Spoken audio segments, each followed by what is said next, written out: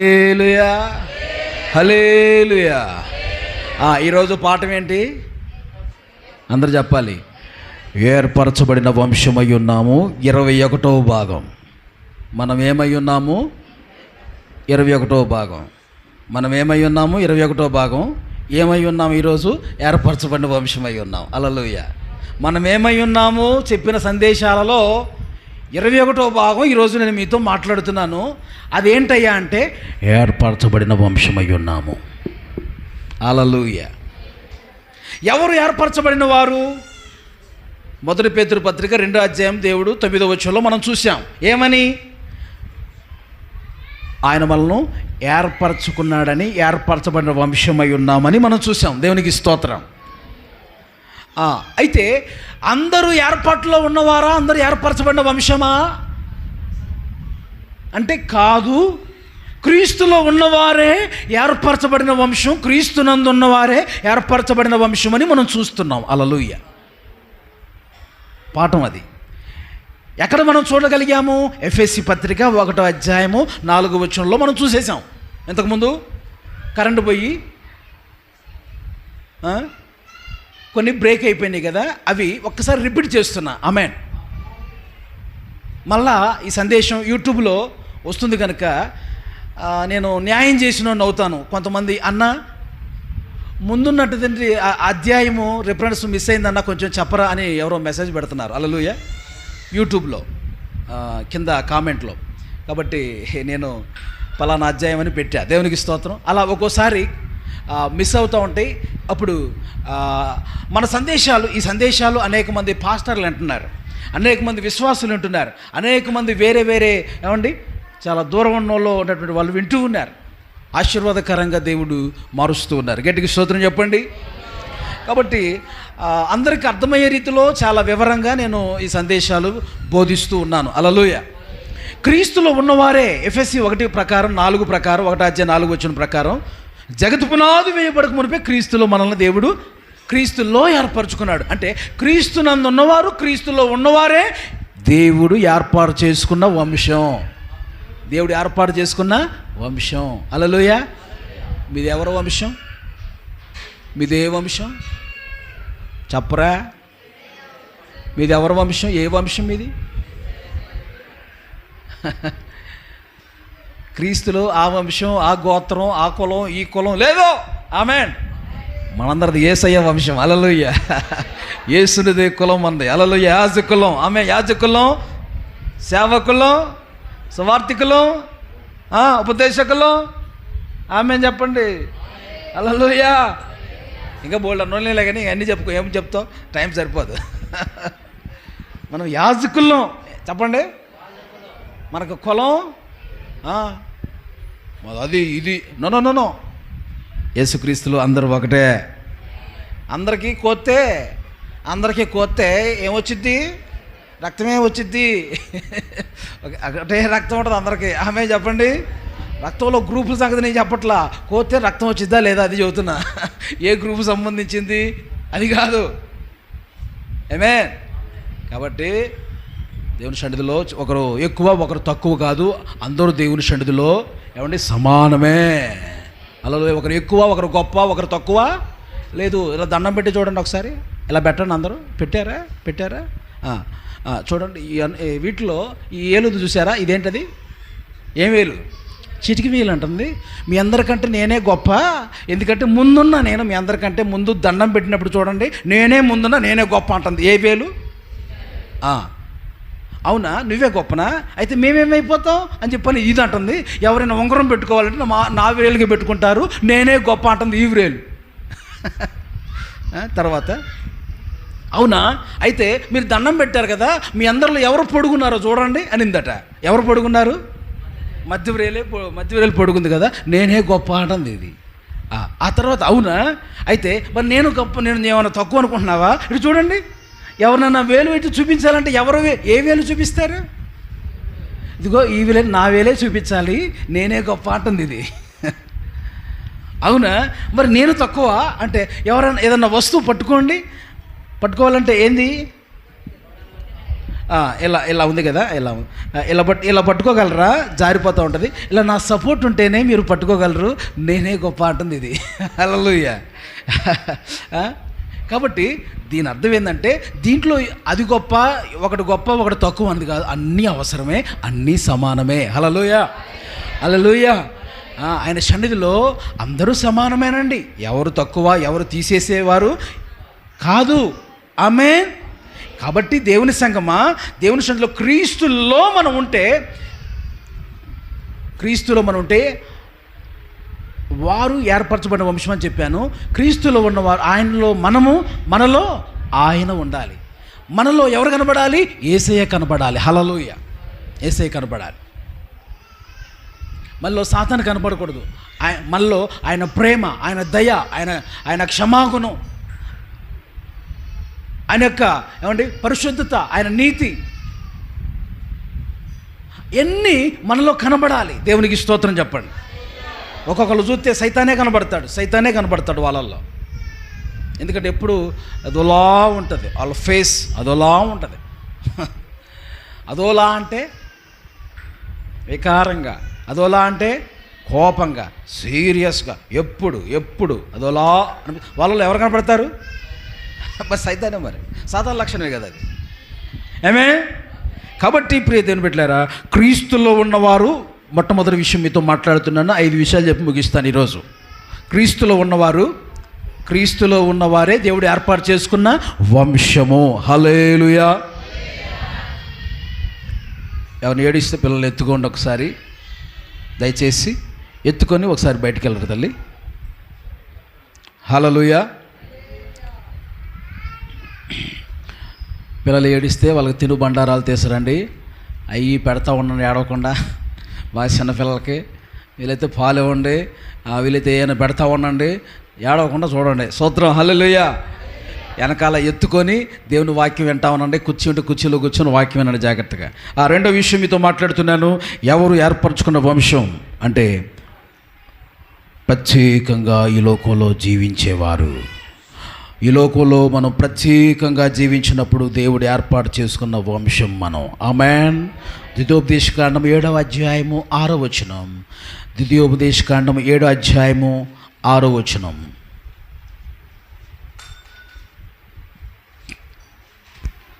నీవు నీ దేవుడైన యెహోవాకు ప్రతిష్ఠిత జనము, నీ దేవుడైన యెహోవా భూమి మీద నున్న సమస్త జనముల కంటే నిన్ను ఎక్కువగా ఎంచి నిన్ను తనకు స్వకీయ జనముగా ఏర్పరచుకొనెను. హల్లెలూయా.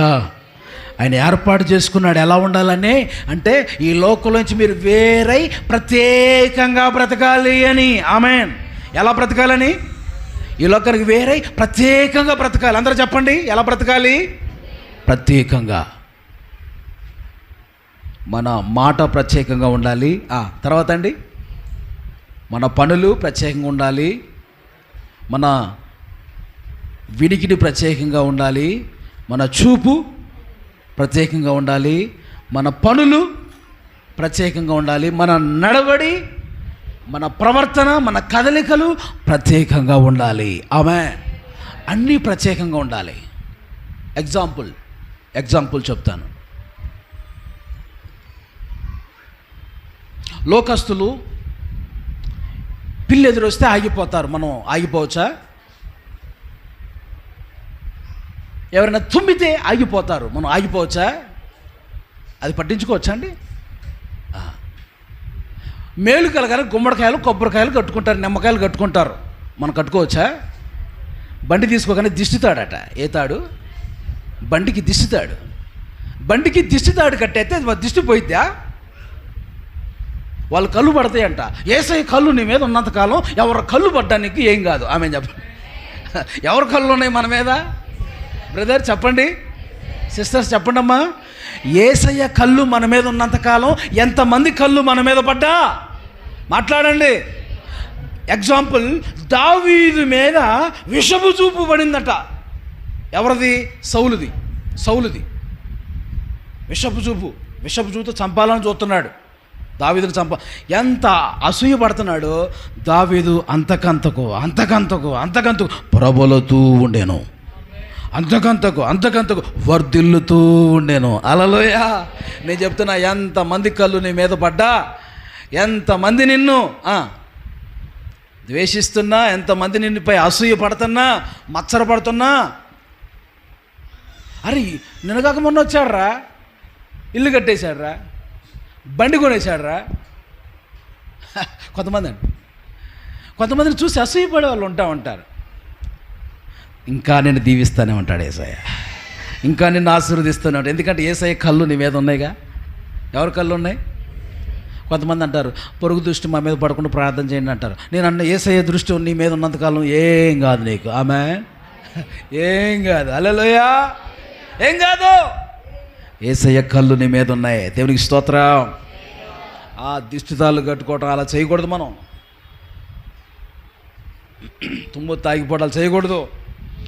బండ్లకి నిమ్మకాయలు కట్టుకోవటం మానేయాలంటే కొంతమంది కట్టుకుంటున్నారా? కట్టుకునే వాళ్ళు అంటూ ఉంటారు. మన వాళ్ళు మంచి వాళ్ళలే, మీరు మంచి వాళ్ళలే, కానీ కొంతమంది ఉంటారని నిమ్మకాయలు దిష్టితాళ్ళు ఆయన కట్టుకుంటారు. దేవుని బిడ్డలు అలా కట్టుకోకూడదని చెప్తున్నాను. Praise lord. బోనియట ఏంటది? పొద్దున్నే బోనియట. ఆ సీట్ కేసి ఒకటి, ఆ టైర్ కేసు ఒకటి, ఏమండి ఇలా కొట్టుకుంటే ఏసన్న గారు ఒకరోజు చూశానాడంట. ఏంది అంటే, బోని నేను ఎత్తికేసుకుని కొట్టుకుపోయావా అన్నాడు.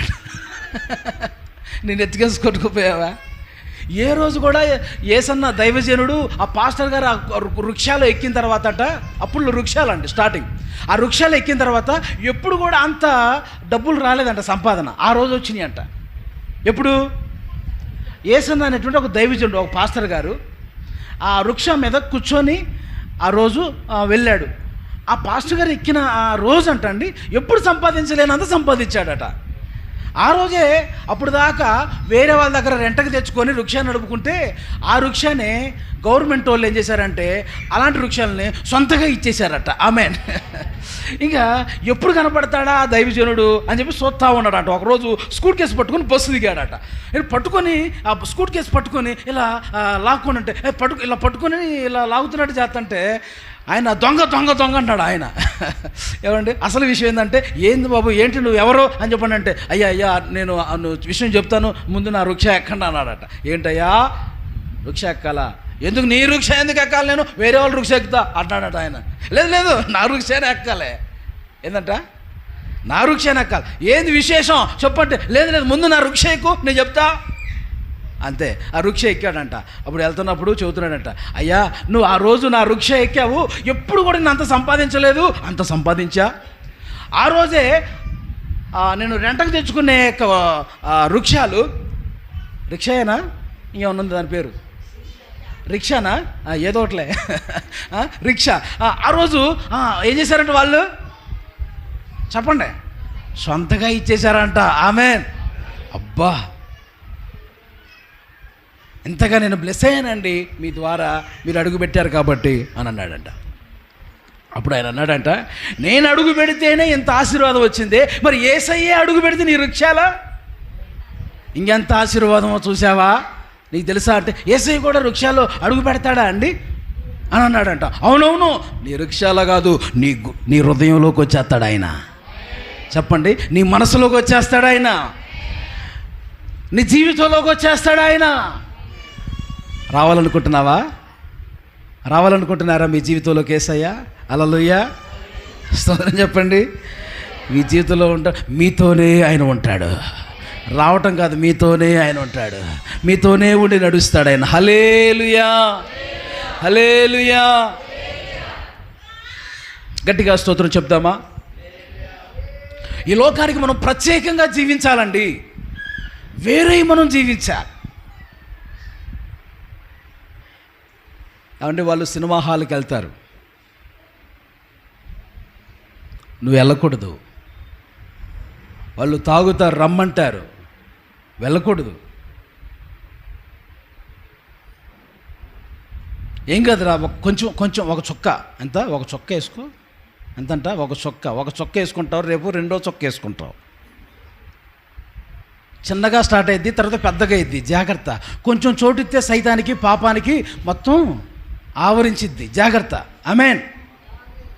కొంచెం చోటిస్తే మొత్తం ఆవరించింది. చోటు ఇవ్వక జాగ్రత్త పడదుగాక. మీకు ఎగ్జాంపుల్ అది తెలుసు కదా, తాడి చెట్టుని మర్రెత్తనం కొంచెం చోటు ఇవ్వ అని అడిగిందట. అడిగితే సరే కొంచెమే కదా అడిగిందని చెప్పి ఇస్తే ఇప్పుడు మర్రెత్తనం ఏమైంది, పెద్దగా పెరిగి ఆ చెట్టే కనబడకుండా చేసింది. ఏది, తాడి చెట్టు కనబడకుండా చేసేసిందంట కదా. కాబట్టి నువ్వు పాపానికి కూడా సాతాను కొంచెం చోటిస్తే పూర్తిగా ఆవరిస్తాడు. జాగ్రత్త, ఎక్కడ అపవాదికి చోటు ఇవ్వకండి. హల్లెలూయా. దేవుని సన్నిధిలో మనందరం కూడా లోకానికి వేరే ప్రత్యేకమైన జీవితం మనం జీవించదుము గాక. హల్లెలూయా. ప్రత్యేకంగా జీవించే అనుభవాలు మనం కలిగి ఉండాలి. వాళ్ళ పండగల రోజుల్లోనే నువ్వు పిండి వంటలు చేయకూడదు. వాళ్ళ పండగల రోజుల్లోనే నువ్వు ఇల్లు కడుక్కోటాలు చేయకూడదు, పెయింట్లు వేసుకోవటాలు చేయకూడదు. ఆ రోజే నువ్వు మాంసాలు తెచ్చుకొని వాళ్ళతో పాటు తినకూడదు. ఏ రోజు మాట్లాడొచ్చుగా. ఆ పండగల రోజుల్లో నువ్వు మాంసం తెచ్చుకొని తింటావా? ఆ రాత్రి తెచ్చుకో, ముందు రోజు తెచ్చుకో. ఆమేన్.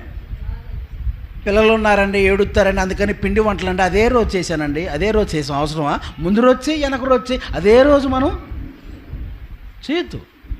ఎందుకంటే మనము ప్రత్యేకించబడిన వంశం. ఆమేన్. ప్రత్యేకించబడిన జనాంగం మనం. హల్లెలూయా, హల్లెలూయా. మనం వేరు చేయబడిన వారము. కాబట్టి అదే రోజు మనం చేస్తే ఏమైందండి అని కాదు, అదే రోజు మనం చేస్తే మనం వాటిల్లో పాలు పంపులు పొందినట్లుగా లెక్కల్లోకి వస్తాం. మనం ప్రత్యేకించబడిన వారము. హల్లెలూయా. ఇంకా చాలా ఉన్నాయి, మీరు దాన్ని బట్టి అర్థం చేసుకోండి. వాళ్ళే దేవుడు ఏర్పాటు చేసుకున్న వంశం. ఒకటి, క్రీస్తులో ఉన్నవారు దేవుడు ఏర్పాటు చేసుకున్న వంశం. క్రీస్తులో ఉన్నవారు, క్రీస్తునందు ఉన్నవారు. రెండు, ఈ లోకానికి వేరే ప్రత్యేకంగా జీవించేవారు దేవుడు ఏర్పాటు చేసుకున్న వంశం. మూడు, ఈ లోకం దృష్టిలో త్రోసివేయబడిన వారు, పనికిరావు అన్నటువంటి వారు దేవుడు అలాంటి వాళ్ళు కూడా ఏర్పాటు చేసుకుంటున్నాడు. హల్లెలూయా. దేవుడు ఏర్పాటు చేసుకొని నిన్ను ఆశీర్వదిస్తున్నప్పుడు అతిశయించుకొని ఉంటావే, వారు దేవుడు ఏర్పాటు చేసుకున్న వంశం. నువ్వు గర్వించుకొని ఉంటావే, దేవుడు నిన్ను ఆశీర్వదించే కొలది గర్వించకుండా నీ స్థితిని, మొదటి స్థితిని నువ్వు ఎప్పుడు గుర్తుపెట్టుకోవాలి. ఏ స్థితిని? మొదటి స్థితి. అందరు చెప్పండి. ఇదివరకు పూరు గుడిసెలో ఉండేవాళ్ళు, ఇప్పుడు ఏ స్థితి దేవుడు మనకిచ్చాడు? మేడలో మంచి మంచి రేకులు ఇల్లు, మంచి మంచి డాబాలు, నివాసం ఉండటానికి దేవుడు సహాయం చేశాడు కదా. ఆమేన్. కాబట్టి మొదటి స్థితిని ఎప్పుడు మర్చిపోకూడదు. అందుకనే వాక్యం ఇలా సెలవిస్తుంది, తృణీకరించబడిన వారిని దేవుడు ఏర్పాటు చేసుకున్నాడంట, ఎన్నిక లేని వారిని దేవుడు ఏర్పాటు చేసుకున్నాడంట. 1 కొరింథీ పత్రిక 1వ అధ్యాయము 27-28 వచనాలు. మూడోదిగా మనం నేర్చుకున్న పాఠం, లోకం దృష్టిలో తృణీకరించబడిన వారు దేవుని దృష్టిలో ఏర్పాటు చేయబడిన వారు. అయితే వారు ఏం చేయారంటే అతిశయించకుండా దేవుణ్ణి మహిమపరుస్తూ దీనులుగా బ్రతకాలి. వారు దేవుడు ఏర్పాటు చేసుకున్నటువంటి బిడ్డలు. హల్లెలూయా. 1 కొరింథీ పత్రిక 1వ అధ్యాయం 27-28 వచనాలు.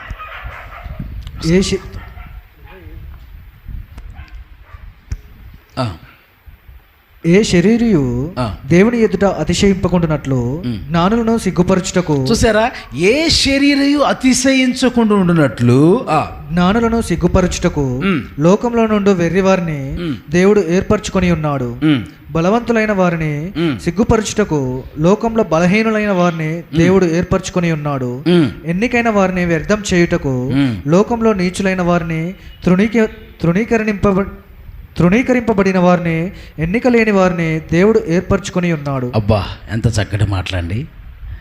లోకం దృష్టిలో నువ్వు పనికిరావు, నువ్వు వేస్ట్ ఫెలో, వేస్ట్, నువ్వు పనికిరావు, దేనికి పనికిరావు అన్న వారిని కూడా నా ప్రభు అంటున్నాడు, నువ్వు నాకు పనికి వస్తావు, నేను నిన్ను ఉపయోగించుకుంటాను, నువ్వు నాకు కావాలి అని యేసయ్య అంటున్నారు. హల్లెలూయా, హల్లెలూయా. ఆయన ఎవరిని త్రోసివేయట్లేదు, అందరినీ పిలుస్తున్నాడు. ఇక్కడున్న సహోదరి, సహోదరుడా, నీ స్థితిని బట్టి నువ్వు కృంగిపోతున్నావా? నీకున్న స్థితిని బట్టి నువ్వు బలహీన స్థితిలో ఉంటూ ఉన్నావా? నా ప్రభు అంటున్నాడు, నేను నిన్ను ప్రేమిస్తున్నా, నువ్వు నాకు కావాలి, నేను నిన్ను ఎన్నుకుంటున్నాను, నువ్వు నా జనాంగం, నువ్వు నా వంశం, నువ్వు నా బిడ్డవి. హల్లెలూయా, నేను నీకు తోడై ఉంటాను. Praise the lord. హల్లెలూయా. ప్రభు నిన్ను ప్రేమతో ఆయన పిలుస్తూ ఉంటున్నాడు. Praise the lord. లోకం నిన్ను ద్వేషించవచ్చు, నువ్వు వద్దనొచ్చు, కానీ యేసయ్య అంటున్నాడు, నువ్వు నాకు కావాలి, నేను నిన్ను ప్రేమిస్తున్నాను, నేను నీతో ఉంటాను, నేను నిన్ను విడవను. హల్లెలూయా. లోకము దృష్టిలో మనం ఎన్నిక చేయబడిన వారమైన యేసయ్య మనల్ని ఎన్నిక చేస్తూ ఉన్నాడు. ఏముందని మనలో? లోకం నిన్ను ద్వేషించవచ్చు, ఏముందని మనలో ఆయన ప్రేమిస్తున్నాడు? అర్హత లేకున్నా ప్రేమించావు, ఇది కేవలం నీ కృపయే. యోగ్యత లేకున్నా హెచ్చించావు, ఇది కేవలం నీ కృపయే. కృపయే, కృపయే, నేనేమై ఉన్నానో నీ కృపయే. ఆగండి. మనం ఇలా అనుకోవాలి, ప్రభువా నేను ఈ స్థితిలో ఉన్నానంటే, ఇలా ఉన్నా అంటే నీ కృపనాయనా అని అనుకోవాలి. కానీ ఎక్కడా దేవుడు సన్నిధిలో మనం గర్వించకూడదు. ఆమెన్. ఎందుకంటే ఎన్నిక లేని మనల్ని, తృణీకరించబడిన మనల్ని ఏర్పరచుకున్నాడు, ఈ స్థితిలో మనల్ని నిలబెట్టాడు. ఆమెన్. ఈ స్థితిలో నిలబెట్టిన మనం దీనులుగా తగ్గించుకొని ఆయన సన్నిధిలో ఉన్నప్పుడే నువ్వు ఏర్పరచబడిన వంశం. హల్లెలూయా. ఎక్కడ నీలో గర్వం రాకూడదు. నాకు పిల్లలు కలుగుతారా లేదా అనుకుని బాధపడిన నీ జీవితంలో పిల్లలు ఇచ్చాడే. నాకు వివాహం అయిద్దా సరిగా కాదా, ఎవరు వస్తారు అనుకున్నావే, నీకు చక్కగా వివాహం అయిందే. నేను ఇల్లు కడతానా లేదా అనుకున్న నీ జీవితంలో చక్కటి ఇల్లు కట్టడానికి ప్రభువు సహాయం చేశారే. మంచి ఉద్యోగం నా కుమారుడికి వచ్చిద్దా రాదా అని బాధపడుతున్న నీ జీవితంలో ఏమంటే నీ బిడ్డను ఆశీర్వదిస్తూ అంచెలంచెలుగా దీవిస్తున్నాడే. ఇవన్నీ నువ్వు చూస్తూ ఉన్నప్పుడు, ఇవన్నీ జరుగుతున్నప్పుడు ఎక్కడ నీలో అతిశయం రాకుండా, గర్వం రాకుండా ఆయన సన్నిధిలో దీనులుగా అణిగి మణిగి మనం ఆయన సన్నిధిలో ఉంటూ ఉన్నప్పుడు ఇంకా నిన్ను ఆశీర్వదించడం మొదలు పెడతాడు, ఇంకా నిన్ను దీవించడం ఆయన మొదలు పెడతాడు. హల్లెలూయా. కృపయే, నీ కృపే ప్రభువా అని మనం పాడుకోవాలి. స్తోత్రం చెప్పండి.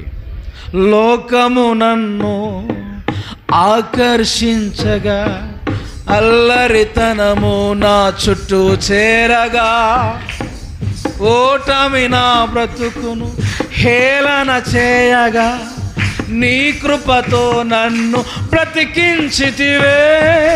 ఇంతగా నన్ను హెచ్చించుటకు ఏ పాటి వాడనో యేసయ్యా. ఇంతగా నన్ను, అవును ప్రభువా, ఏ పాటి వాడనో యేసయ్యా. నీ కృపకు ఎల్లప్పుడు కృతజ్ఞుడను, నీ కృపకు. హల్లెలూయా. కృతజ్ఞత కలిగి ఉండాలా? మాట్లాడొచ్చుగా, ఉండాలా? ఎందుకంటే తృణీకరించబడిన మనల్ని, ఎన్నికలేని మనల్ని దేవుడు ఏం చేసుకున్నాడు? ఏర్పాటు చేసుకున్నాడు. అప్పుడు ఏమని?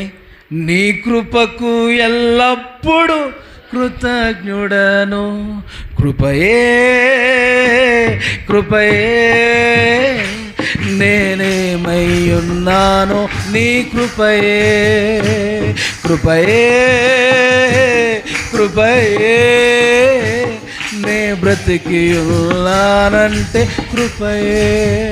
అర్హత లేకుండా ప్రేమించావు, ఇది కేవలం నీ కృపయే. యోగ్యత లేకున్నా హెచ్చించావు, ఇది కేవలం నీ కృపయే. హల్లెలూయా. కాబట్టి మనం దేవుని కృపను జ్ఞాపకం చేసుకోవాలి. ఈ స్థితిలో ఉన్నానంటే, ఇంకా బ్రతికున్నానంటే నీ కృప. ఈ స్థితిలో ఉన్నానంటే, అబ్బా పాటలు కసేరైపోతుంది ఈరోజు. ఇంకా బ్రతికున్నానంటే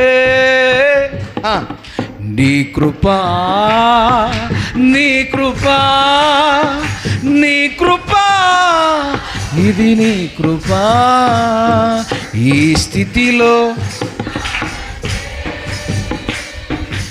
ఇంకా బ్రతికున్నానంటే నీ కృపా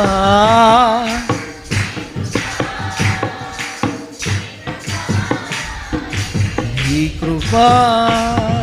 హల్లెలూయా. అది ఇలా పాడుకుంటే చాలా ఉన్నాయి, సమయం వెళ్ళిపోతూ ఉంటుంది, ఆగదు. కనుక లోకం దృష్టిలో తృణీకరించబడిన మనల్ని ఆయన ఏం చేశాడు? మనల్ని ఏర్పాటు చేసుకున్నాడు. కనుక మనం ఏం చేయాలి? ఎక్కడ మనం ఉన్న స్థితిని, మొదటి స్థితిని జ్ఞాపకం చేసుకోవాలి. కానీ ఎక్కడ అతిశయించకూడదు, ఎక్కడ గర్వించకూడదు, ఎక్కడ అహంకారం మనకు రాకూడదు. ఆమేన్. దీనులుగా తగ్గించుకునే ఆయన సన్నిధిలో మనం ఉండుముగాక. వారే దేవుడు ఏర్పాటు చేసుకున్న వంశం. దేవుడు ఏర్పాటు చేసుకున్న వంశం ఎవరు? దీనులుగా తగ్గించుకొని తమ ఉన్న స్థితిని జ్ఞాపకం చేసుకుంటూ, మొదటి స్థితిని జ్ఞాపకం చేసుకుంటూ, అతిశయించకుండా గర్వించకుండా దీనులుగా ఆయన సన్నిధిలో తగ్గించుకొని ఉంటారే, వారు దేవుడు ఏర్పాటు చేసుకున్న వంశం. హల్లెలూయా. ఆమేన్. ప్రభువా, నేనేమై ఉన్నానో నీ దయ వలనేనయ్యా. నేనేమై ఉన్నానో నీ దయ వలనేనయ్యా. నాకున్నవన్నీయు నీవిచ్చినవేనయ్యా. చూసారా? అని దేవుని మనం స్తుతిస్తూ ఉందుముగాక. ధరించవలసినవి ధరించకపోతే మనం దేవుడు ఏర్పాటు చేసుకున్న వంశం కాదు.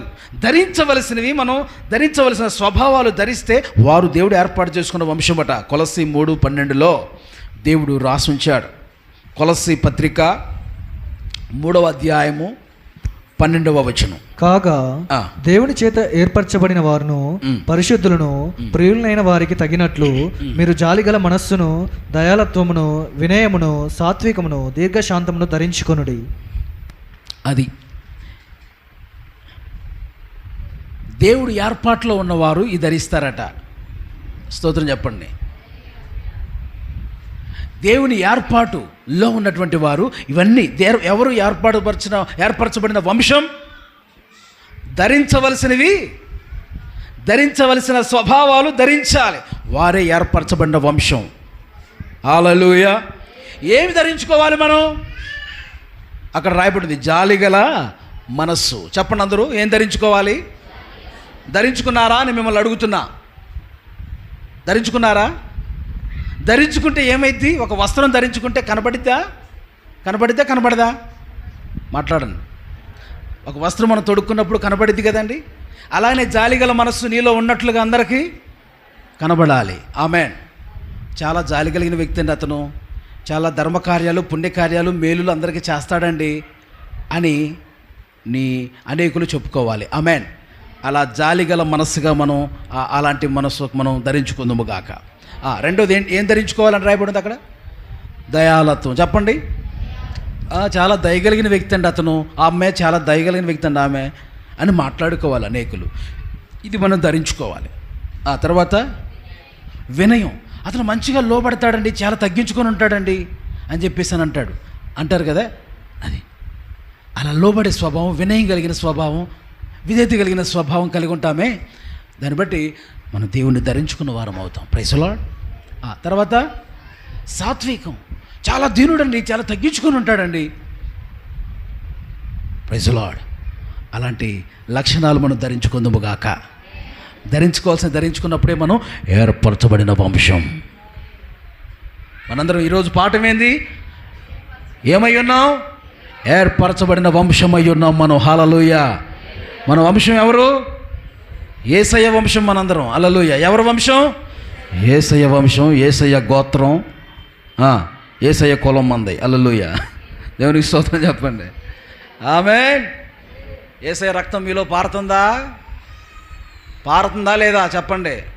మీ రక్తమే పారుతుందా? మీ రక్తమే మీలో పారుతుందా? యేసయ్య రక్తం పారుతుందా? చెప్పండి.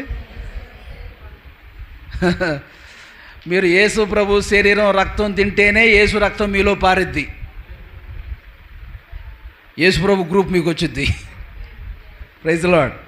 నా మాట అర్థమైందా మీకు? యేసయ్య రక్తం మీలో పారాలంటే, నరనరాల్లో యేసయ్య రక్తం పారాలంటే ఏం తినాలి? యేసయ్య బ్లడ్ గ్రూప్గా మనం మార్చబడాలంటే ఏం తినాలి, ఏం తాగాలి? ఈరోజు మనం యేసు శరీరం రక్తం తిని త్రాగబోతున్నాం. ఆమేన్. ఆయన శరీరం మనకు వస్తుంది ఒకరోజు. తర్వాత ఆయన బ్లడ్ గ్రూప్ మనకు వచ్చేద్ది అనమాట. ఆయన గుణగణాలు, ఆయన స్వభావాలు, ఆయన లక్షణాలు మనకు వస్తాయి. ఎవరి రక్తం అన్నా నువ్వు ఎక్కించుకున్నావు అనుకో, వాళ్ళ బుద్ధులు వస్తాయి. తెలుసా మీకు? తెలుసా లేదో మరి? ఎవరి రక్తం అన్నా మనం ఎక్కించుకున్నాం అనుకో, వాళ్ళ బుద్ధులు మనకు వస్తాయి. కోతి రక్తం ఎక్కించుకున్నాడు అనుకో, ఏ బుద్ధులు వస్తాయి? కోతి బుద్ధులు కనపడతాయి. ఇప్పుడు ఎవరి రక్తం ఎక్కించుకోవాలి మనం? యేసయ్య రక్తం ఎక్కించుకోవాలి మనం. అప్పుడు యేసయ్య రక్తం తిని త్రాగుతున్నప్పుడు ఎవరి రక్తం పనిచేస్తుంది మనలో? ఆయన విటమిన్స్.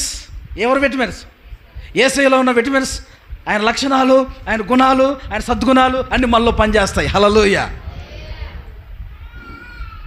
అర్థమవుతుందా? వ్యర్థమవుతుందా? అందరికి అర్థమవుతుందా? హల్లెలూయా. మరి ఈరోజు మనందరం ఏం తినాలి? యేసయ్య శరీర రక్తం మనం తినాలి, త్రాగాలి. ఆమేన్. అది తిని త్రాగితేనే యేసయ్య రక్తం నీలో ప్రసరణ జరుగుతుంది. ఒకరోజు యేసయ్య శరీరం తింటేనే నీ శరీరం మారుతుంది.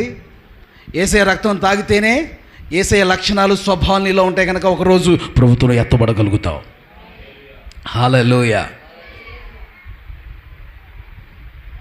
నేను ఆఖరి మాట చెప్పి ముగించబోతున్నాను. 5వది, 4వది మనం ధరించవలసిన స్వభావాలు మనం ధరిస్తేనే ఏర్పరచబడిన వంశం. 5వది చెప్తున్నాను.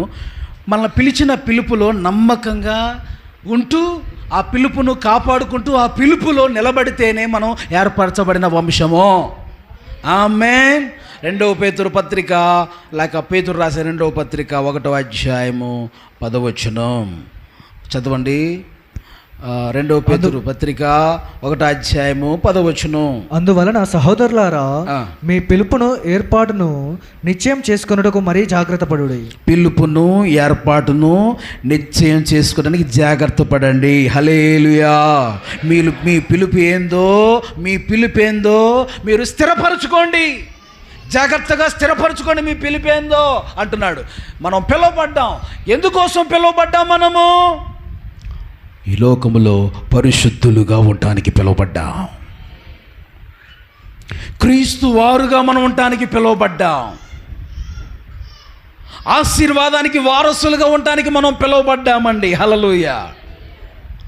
స్వతంత్రులుగా ఉండటానికి మనం పిలువబడ్డాం. హల్లెలూయా. క్రీస్తుతో సహవాసము చేయటానికి మనం పిలువబడ్డాం. వీటన్నిటికీ బైబిల్ రిఫరెన్స్లు ఉన్నాయి. ఈ విషయాలు మీ హృదయాల్లో భద్రపరచుకోండి. వారే ఈ పిలువబడిన పిలుపులు. క్రీస్తుతో సహవాసం చేస్తున్నామా? మనల్ని పిలిచిన పిలుపు ఏంటంటే ఆయనతో సహవాసం చేయాలని పిలిచాడు ఆయన. ఆమేన్. మరి ఆయనతో సహవాసం చేయాలి. పరిశుద్ధంగా ఉండాలని దేవుడు పిలిచాడు. ఆ విధంగా పరిశుద్ధంగా బ్రతకాలి. క్రీస్తు వారుగా ఉండాలని పిలిచాడు. నువ్వు క్రీస్తు వారుగానే ఉండాలి. కానీ నువ్వు మళ్ళీ మాట్లాడొచ్చు, మళ్ళీ సైతాను వాడుగా ఉండొద్దు. ఆమేన్. నాకు బాధలు వస్తున్నాయి, నాకు కష్టాలు వస్తున్నాయి, నాకు ఇబ్బందులు ఎదురవుతున్నాయి అని చెప్పేసి అని దేవుణ్ణి వదిలిపెట్టేద్దాం అనుకుంటున్నా అన్నాడంటే ఎవడొకడు. అంటే నువ్వు ఆ లోకంలో ఉంటే నీకు జ్వరం రాదా? మాట్లాడవచ్చు. ఆ లోకంలో ఆ దేవుళ్ళని నువ్వు ఆరాధిస్తుంటే నీకు జ్వరం రాదా? తలకాయ నొప్పి రాదా? నీకు కడుపులో రోగాలు రావా? కాళ్ళల్లో రోగాలు రావా? జబ్బులు రావా? చెప్పండి. ఇప్పుడు రోగాలనే మనిషివి కాబట్టి సహజంగా వస్తాయి. చెప్పండి అందరూ. మనిషి కాబట్టి జీవించినంత కాలము ఏదో రోగాలు, బలహీనతలు వస్తాయి. యేసయ్య అన్నారు, అనేక శ్రమలు నీతిమంతులకు కూడా శ్రమలు వస్తాయి. నన్ను నమ్ముకున్నావు బిడ్డ, నీకు ఏ రోగం రాదు, ఏ కష్టం రాదని దేవుడు అల్లా. ఆమె చెప్పండి. వచ్చినా కానీ నేను వాటన్నిటిలోంచి నేను తప్పిస్తాను, నేను నిన్ను కాపాడుతాను. నీకు చావు రానీయకుండా కాపాడతాను, నిన్ను భద్రపరుస్తాను. హల్లెలూయా. భయపడొద్దు, కలవరం చెందొద్దు, చింతించొద్దు, లోకం వైపు చూడొద్దు, అండజనుల వైపు చూడొద్దు, లోకస్తులు బాగున్నారే నేను బాగలేదని చూడొద్దు. వాళ్ళు కాలు జారే చోటున్నారు. కాలు జారితే అగాధం నరకంలో పడి మలమల కాలుతారు. యుగ యుగాలు నరకాగ్నిలో పడి కాలాలి. మనం ఏం చేస్తామంటే వాళ్ళే బాగున్నారే, ఎవరంట వాళ్ళు ఎవరు వాళ్ళే బాగున్నారే, వాళ్ళే బాగా తింటున్నారే, బాగా వాళ్ళే డబ్బు కలిగి ఉన్నారే, వాళ్ళు మంచి మంచి బిల్డింగ్లో ఉన్నారే, ఏసీలో ఉన్నారే, అలా ఉన్నారే, ఇలా ఉన్నారే అని వాళ్ళు చూసి అసూయపడకండి మీరు. వాళ్ళు ఎక్కడున్నారట? కాలు జారే చోటున్నారు. జారితే ఎక్కడ? అగాధం, అగ్ని, నరకం, యుగ యుగాలు వారు కాలాలి. ఇప్పుడు లగ్జరీ లైఫ్, ఇప్పుడు సుఖ జీవితాలు, ఇప్పుడు ఎంజాయ్ చేస్తూ లోకంలో జీవించే వారి గతి యుగ యుగాలు అగ్నిగుండంలో పడి మలమల మాడిపోతారు ఒకరోజు. ఆమేన్. అది యేసుక్రీస్తులోకి వస్తే వాళ్ళ యుగ యుగాలకి పరలోక రాజ్యంలో ప్రభుత్వం ఉంటారు. ఆమేన్. ఇప్పుడు ఇక్కడ శ్రమ పడుతున్న వారులారా, కష్టపడుతున్న వారులారా, ఇబ్బందుల్లో ఉన్న వారులారా ప్రభు అంటున్నారు, నాతో మీరు యుగ యుగాలు సుఖ జీవితాన్ని జీవిస్తారు, నాతో యుగ యుగాలు నాతో ఉంటారు. హల్లెలూయా. ఈ లోకంలో నీకు సుఖ జీవితం ఇస్తాను, పరలోకమందు నువ్వు కూడా నాతో యుగ యుగాలు మీరు నాతో కలిసి జీవిస్తారు. హల్లెలూయా. అబ్బా, ఎంత చక్కటి మాట యేసయ్య మాట్లాడుతున్నాడు. హల్లెలూయా. యేసుతో ఉన్నవారికి ఈ లోకములోనూ ఆశీర్వాదమే, దీవెనే, పరలోకమందును అక్కడ ఆ జీవంతో కూడినటువంటి ఆశీర్వాదమే. హల్లెలూయా. కాబట్టి ఈ లోకంలో ఉన్న వారికి ఈ లోకం వాడికి ఎంజాయ్ లగ్జరీ లైఫ్, సుఖభోగాలు ఎన్ని జీవిస్తారు. తర్వాత నరకంలో పడి యుగ యుగాలు అగ్నిగుండంలో కాలుతారు. ఆమేన్. మనము ఈ లోకంలో కొంచెం నీతిగా, పరిశుద్ధంగా, భక్తిగా బ్రతకడం కోసం, ఏమంటే దేవుడి కోసం రోషంగా, పరిశుద్ధంగా బ్రతుకుతాం కదా, కొన్ని విషయాలు జాగ్రత్తగా ఉంటాం కదా, నీతిగా ఉంటానికి కొంచెం కష్టపడతాం కదా. అయితే యుగ యుగాలు మనం ప్రభుత్వం ఉండగలుగుతాం. కొంచెం కష్టంగా నీకు అనిపించవచ్చు, ఇవన్నీ భక్తి చేయటం కొంచెం కష్టంగా ఉంది, కొంచెం ఇబ్బందిగానే ఉంది, వాళ్ళైతే బాగా పండగలు వస్తున్నాయే, వాళ్ళకి ఎన్ని వస్తున్నాయి, అన్నీ చేసుకుంటున్నారు, నేను కూడా వాళ్ళలో కలిసిపోతే బాగుండు అని చెప్పేసి అనుకుంటే అది లోక ఆనందం తాత్కాలికమైందట. కానీ యేసయ్య ఇచ్చే ఆనందం శాశ్వత కాలం ఉండేదట.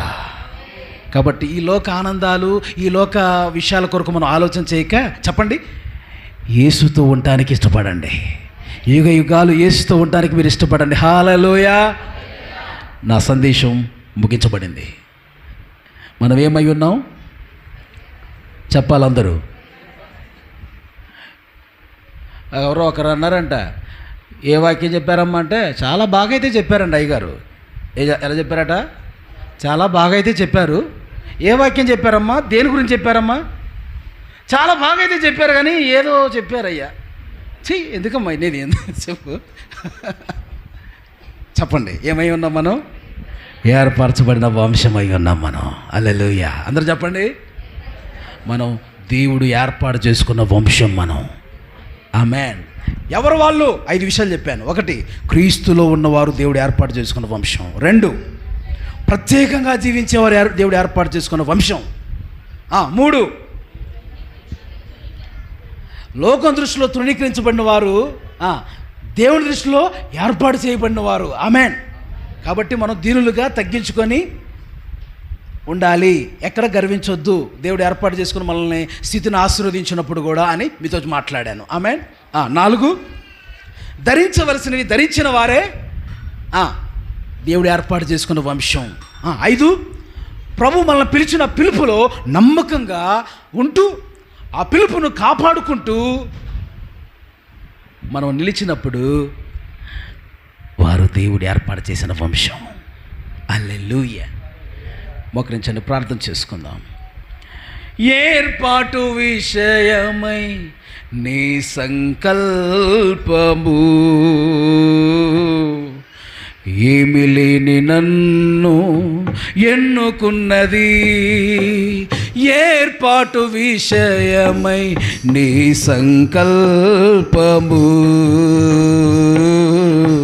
ఏమి లేని నన్ను ఎన్నుకున్నది, ఎడారి జీవితాన్ని ఏదేనుగా మార్చెను, నా ఎడారి జీవితాన్ని ఏదేనుగా మార్చెను, నీ కృపయే, నీ కృపయే, అందరూ నీ కృపయే, నీ కృపయే, తనివి తీరా రావిల్తును, తనువును నీకై అర్పింతును, ఆరాధన ఇది ఆలాపన, ఆరాధన ఇది, ఆరాధన ఇది, శబల కతరబ షందరబ బాబా రిమాల శకనాదియాలరబ, దేవుడు ఏర్పాటు చేసుకున్న వంశము, ఆరాధన ఇది. ఏర్పాటు విషయంలో దేవుని సంకల్పం నెరవేర్చు దేవుడు, నీవు దేవుడు ఏర్పాటు చేసుకున్న వంశమై ఉన్నావు. ఆరాధన, ఆరాధన, ఆరాధన నీకే, ఆరాధన నీకే, ఆరాధన, ఆరాధన నీకే, ఆరాధన నీకే, ఆరాధన నీకే. శాందరాన కతుల బాబా రిపా బాబా షరఖున మందర్యాల బాబా, నీకే ఆరాధన, నీకే ఆరాధన, ఆరాధన, ఆరాధన, ఆరాధన, ఆరాధన, ఆరాధన శనమదియాల బాబా, ఆరాధన నీకే ప్రభు, ఆరాధన నీకే, మహిమ నీకే, ఘనత నీకే, ఆరాధన నీకే, ఆరాధన రబ బబ బబ లబ ఖరదల రబ శరల